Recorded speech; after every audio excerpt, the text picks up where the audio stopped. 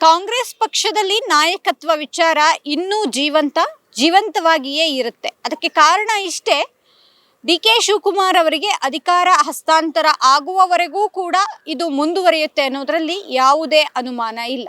ಆದರೆ ಅದು ಯಾವಾಗ ಅನ್ನುವಂತಹ ಪ್ರಶ್ನೆ ಸಹಜವಾಗಿ ಮೂಡಿದೆ. ಅದು ಕೇವಲ ಕಾರ್ಯಕರ್ತರಷ್ಟೇ ಅಲ್ಲ, ಇಡೀ ರಾಜ್ಯದ ಜನತೆಯಲ್ಲೂ ಕೂಡ ಅಂತಹದ್ದೊಂದು ಕುತೂಹಲ ಮನೆ ಮಾಡಿರೋದಂತೂ ನಿಜ.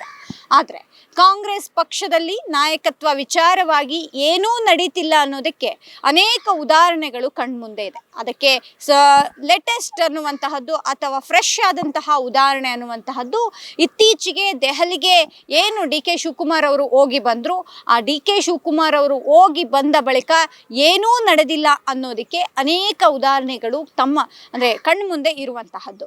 ಅದರ ಬೆನ್ನಲ್ಲೇ ಇದೀಗ ಡಿ.ಕೆ. ಸುರೇಶ್ ಹೇಳಿಕೆಗಳು, ಮಾರ್ಮಿಕ ನುಡಿಗಳು ಎಲ್ಲೋ ಒಂದು ಕಡೆ ಅಸಮಾಧಾನವನ್ನ ಡಿ.ಕೆ. ಬ್ರದರ್ಸ್ ಹೊರಹಾಕ್ತಿದ್ದಾರಾ ಅನ್ನುವಂತಹ ಪ್ರಶ್ನೆಯನ್ನ ಮೂಡಿಸಿದೆ. ಕಳೆದ 2 ತಿಂಗಳ ಹಿಂದೆ ತಾವುಗಳು ಒಂದು ವಿಚಾರವನ್ನ ಗಮನಿಸೋದಾದ್ರೆ, ಕೊಟ್ಟ ಮಾತಿನ ವಿಚಾರವನ್ನ ಪ್ರಸ್ತಾಪ ಮಾಡಿದ್ರು ಡಿ.ಕೆ. ಸುರೇಶ್. ಆ ಕೊಟ್ಟ ಮಾತಿನ ವಿಚಾರ ಪ್ರಸ್ತಾಪವಾದಂತಹ ಬಳಿಕ ಅನೇಕ ಡೆವಲಪ್ಮೆಂಟ್ಗಳು ಕಾಂಗ್ರೆಸ್ನಲ್ಲಿ ನಡೀತು, ಡಿನ್ನರ್ ಮೀಟಿಂಗ್ಗಳು ನಡೀತು, ಪೋಸ್ಟ್ ವಾರ್ಗಳು ನಡೀತು. ಅದಾದ ಬಳಿಕ ಎಲ್ಲರೂ ಕೂಡ ಸೈಲೆಂಟ್ ಆಗಿದ್ರು. ಯಾರೂ ಕೂಡ ಈ ಮಟ್ಟಿಗೆ ಅಂದ್ರೆ ಸ್ಪೆಷಲಿ ಡಿ.ಕೆ. ಬ್ರದರ್ಸ್ ಬಹಿರಂಗ ಹೇಳಿಕೆಗಳನ್ನು ಎಲ್ಲೂ ಕೂಡ ಕೊಟ್ಟಿರಲಿಲ್ಲ. ಅದಾದ 2 ತಿಂಗಳ ಬಳಿಕ ಕರೆಕ್ಟಾಗಿ ಅಂದ್ರೆ ಕಳೆದ 2 ತಿಂಗಳ ಹಿಂದೆ ಕೊಟ್ಟಂತಹ ಅವರ ಹೇಳಿಕೆಯ ಜೊತೆಗೆ ಇದೀಗ 2 ತಿಂಗಳ ನಂತರದಲ್ಲಿ ಮತ್ತೆ ಅದೇ ಧಾಟಿಯ ಒಂದು ಹೇಳಿಕೆ ಸಾಕಷ್ಟು ವೈರಲ್ ಜೊತೆಗೆ ಚರ್ಚೆಗೂ ಕೂಡ ಕಾರಣ ಆಗಿದೆ. ತಾಳ್ಮೆಗೂ ಕೂಡ ಒಂದು ಮಿತಿ ಇರುತ್ತೆ ಅನ್ನುವಂತಹ ಅರ್ಥ ಏನಿದೆ, ಆ ಅರ್ಥ ಅನೇಕ ಆಯಾಮಗಳನ್ನು ಪಡೆದುಕೊಳ್ತಾ ಇದೆ. ಯಾಕಂದರೆ ಸಾಕಷ್ಟು ಜನ ತಮ್ಮ ಅಣ್ಣ CM ಆಗಬೇಕು ಅನ್ನುವಂತಹದನ್ನ ಕಾಯುವ ಹೊತ್ತಲ್ಲೇ ಹೈಕಮಾಂಡ್ ತಡ ಮಾಡ್ತಿದೆ ಅನ್ನುವಂತಹದ್ದನ್ನ ಅವರು ಹೇಳಿರುವಂತಹದ್ದು ಎಲ್ಲೋ ಒಂದು ಕಡೆ ನೇರವಾಗಿ ಹೈಕಮಾಂಡ್ ಮತ್ತೆ ಸಿದ್ದರಾಮಯ್ಯ ಅವರ ವಿರುದ್ಧವೇ ಅಸಮಾಧಾನವನ್ನ ಹೊರಹಾಕಿದ್ದಾರೆ ಅನ್ನೋದಕ್ಕೆ ಸ್ಪಷ್ಟವಾದಂತಹ ಒಂದು ಹೇಳಿಕೆ ಅಂದರೆ ತಪ್ಪಾಗ್ಲಿಕ್ಕಿಲ್ಲ. ಅವರ ಇವತ್ತಿನ ಒಂದು ಹೇಳಿಕೆ ಏನಿದೆ ಅಂದರೆ, ಯಾರೂ ಕೂಡ ಕೊಟ್ಟ ಮಾತಂತೆ ನಡೆದುಕೊಳ್ಳುವಂತಹದ್ದು ಈಗಿನ ರಾಜಕಾರಣದಲ್ಲಿ ಇಲ್ಲ ಅನ್ನುವಂತಹದ್ದೇನಿದೆ ಅದು ನೇರವಾಗಿ ಸಿದ್ದರಾಮಯ್ಯ ಅವರಿಗೆ ಹೇಳಿದ್ರು ಅನ್ನುವಂತಹದ್ದಂತೂ ನಿಜ. ಜೊತೆಗೆ ಅವರು ತಾಳ್ಮೆಯ ವಿಚಾರವನ್ನು ಕೂಡ ಪ್ರಸ್ತಾಪ ಮಾಡಿದ್ದಾರೆ. ಅಂದರೆ ಹೈಕಮಾಂಡ್ ತಾಳ್ಮೆಯಿಂದ ಕಾಯಿರಿ ಅನ್ನುವಂತಹ ಮಾತನ್ನ ಏನು ಹೇಳಿದ್ದಾರೆ ಅದು ಕೂಡ ಅಸಮಾಧಾನವನ್ನು ಹೊರಹಾಕುವಂತೆ ಮಾಡಿದಂಗೆ ಇದೆ. ಯಾಕಂದರೆ ಇತ್ತೀಚೆಗೆ ರನ್ವೇನಲ್ಲಿ ಏನು ಡಿ.ಕೆ. ಶಿವಕುಮಾರ್ ಅವರನ್ನು ಸಪರೇಟಾಗಿ ರಾಹುಲ್ ಗಾಂಧಿ ಭೇಟಿ ಮಾಡಿದರು, ಆ ಹೊತ್ತಲ್ಲಿ ಈ ತಾಳ್ಮೆಯ ವಿಚಾರ ಪ್ರಸ್ತಾಪ ಆಗಿತ್ತು ಅನ್ನುವಂತಹದ್ದನ್ನು ಇವತ್ತು ಡಿ.ಕೆ. ಸುರೇಶ್ ಅವರು ಹೇಳಿರುವಂತಹದ್ದು ಮಾಧ್ಯಮಗಳ ಮುಂದೆ. ಹಾಗಾಗಿ ತಾಳ್ಮೆಯಿಂದ ಇದ್ದೇವೆ, ತಾಳ್ಮೆಗೂ ಕೂಡ ಒಂದು ಕೊನೆ ಇರುತ್ತೆ ಅನ್ನುವಂತಹ ಮಾತುಗಳು ಎಲ್ಲವೂ ಕೂಡ ಅವರ ಸಹನೆಯ ಕಟ್ಟೆ ಒಡೆದಂತೆ ಕಾಣಿಸ್ತಿದೆ.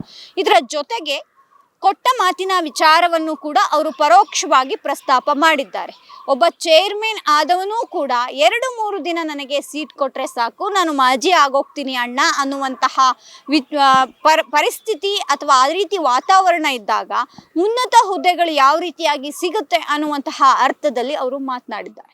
ಇದರ ಜೊತೆಗೆ ತಮ್ಮ ಅಣ್ಣನ ಹಣೆಯಲ್ಲಿ CM ಅನ್ನುವಂತಹದ್ದು ಬರೆದಿದ್ರೆ ಖಂಡಿತವಾಗಿಯೂ ಅವರು ಆಗ್ತಾರೆ ಅನ್ನುವಂತಹ ವಿಚಾರ ಏನಿದೆ ಎಲ್ಲವೂ ಕೂಡ ಏನೂ ಆಗ್ತಾ ಇಲ್ಲ ಕಾಂಗ್ರೆಸ್ನಲ್ಲಿ. ಒಂದು ಕಡೆ ಹೈಕಮಾಂಡ್ ನಾಯಕರು ಅವರನ್ನ ಕರಿತಲೂ ಇಲ್ಲ, ಇತ್ತ ಯಾವುದಕ್ಕೂ ಕೂಡ ಸ್ಪಷ್ಟನೆಯನ್ನೂ ಕೊಡ್ತಿಲ್ಲ.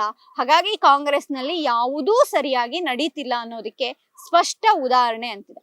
ಜೊತೆಗೆ ಅವರು ಕಾಂಗ್ರೆಸ್ ಪಕ್ಷಕ್ಕೆ ಮಾಡಿದಂತಹ ಶ್ರಮ, ಕಾಂಗ್ರೆಸ್ ಪಕ್ಷಕ್ಕೆ ದುಡಿದಂತಹದ್ದು, ಜೊತೆಗೆ ಅವರು ಅನುಭವಿಸಿದಂತಹ ಕಷ್ಟ ಎಲ್ಲವನ್ನೂ ಕೂಡ ಇವತ್ತು ಪ್ರಸ್ತಾಪ ಮಾಡೋ ಮೂಲಕ ನೇರವಾಗಿ ಹೈಕಮಾಂಡ್ಗೆ ತಮ್ಮ ಅಣ್ಣನ ಶ್ರಮದ ವಿವರವನ್ನ ಇವತ್ತು ಮಾಧ್ಯಮಗಳ ಮುಂದೆ ಡಿ.ಕೆ. ಸುರೇಶ್ ಇಟ್ರು ಅಂದ್ರೆ ತಪ್ಪಾಗ್ಲಿಕ್ಕಿಲ್ಲ. ಇದು ಎಲ್ಲೋ ಒಂದು ಕಡೆ ಸಂಕ್ರಾಂತಿಯ ಬಳಿಕ ಒಂದಿಷ್ಟು ಡೆವಲಪ್ಮೆಂಟ್ಗಳು ಆಗ್ತವೆ ಅನ್ನುವಂತಹದ್ದಿತ್ತು.